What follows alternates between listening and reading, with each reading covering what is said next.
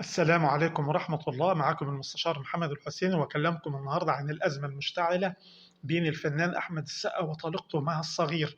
لكن الأول، لو أنت لسه ما اشتركتش في القناة ما تنساش تشترك وتفعل الجرس ليصلك كل جديد.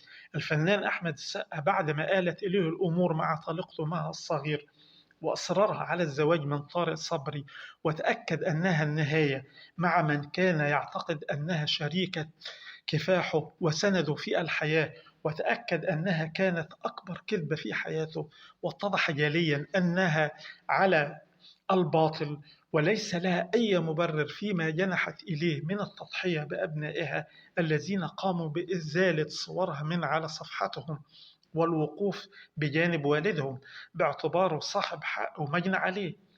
ويبدو أن الفنان أحمد السقا لديه الكثير عن مها الصغير، ولكنه يحتفظ به ولا يفصح به مراعاة لمشاعر أبنائه وحفاظا على كرامتهم أمام المجتمع، وذلك لثقته في عدالة السماء، وأن نهايتها ستكون الخسران وفقدان كل شيء من أبناء وزوج ومجتمع، وأن القادم هو الأسوأ بالنسبة لها، قائلا: العبرة بالنهاية، ومن يضحك أخيرا يضحك كثيرا.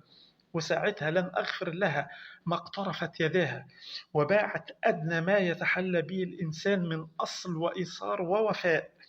ويعلن أحمد السقا أن فصول حكايته مع مها الصغير قد انتهت، قائلا: وداعا يا أكبر كذبة في حياتي. ما تنساش تشترك في القناة وتفعل الجرس ليصلك كل جديد.